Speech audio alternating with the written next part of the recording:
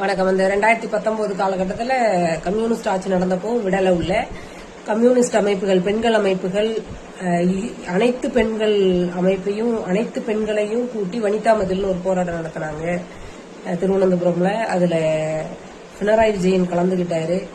அவர்கிட்ட அவர் முன்னாடி ஹிந்து பெண்கள் நெத்தி நிறைய உச்சி நிறைய குங்குமம் வச்சு பட்டு சாரி கட்டி நின்று பேசினாங்க. நான் அப்பதான் நான் அரசியல் படிக்க துவங்கி இருந்த சமயம்.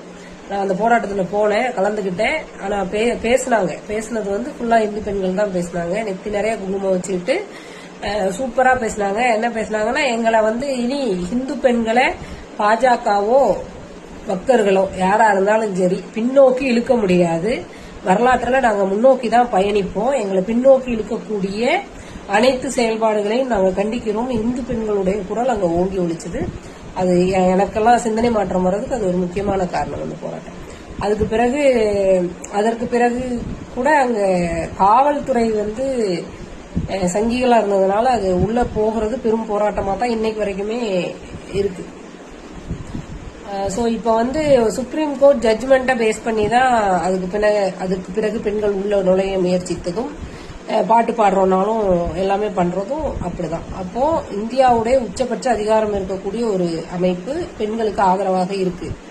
மற்றவங்களுக்கு என்ன பிரச்சனை?